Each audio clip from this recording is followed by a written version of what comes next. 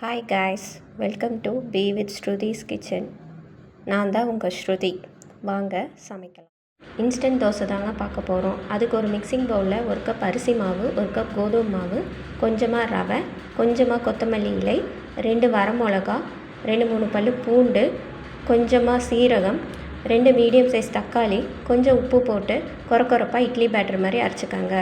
அரைச்சதில் கொஞ்சமாக தண்ணி ஊற்றி தோசை பேட்டர் மாதிரி ரெடி பண்ணி ஒரு 5 to 10 மினிட்ஸ் ரெஸ்ட்டில் விட்டுருங்க.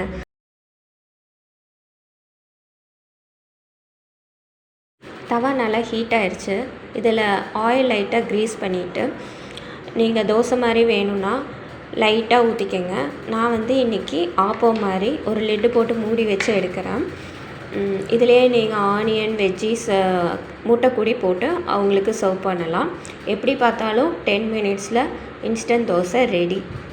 என் கிட்ஸுக்கு இன்றைக்கி ரொம்பவே சிம்பிளாக தேங்காய் சட்னியும் கொஞ்சமாக கரும்பு சர்க்கரையும் வச்சு அவங்களோட பிரேக்ஃபாஸ்ட்டை ஹாப்பியாகவே முடிச்சிட்டேன். நீங்களும் உங்கள் கிட்ஸுக்கு செஞ்சு கொடுத்து அவங்க எப்படி ரியாக்ட் பண்ணுறாங்கன்னு மறக்காமல் கமெண்டில் சொல்லிடுங்க. அண்ட் தேங்க்ஸ் ஃபார் வாட்சிங். நெக்ஸ்ட் வீடியோவில் பார்க்கலாம்.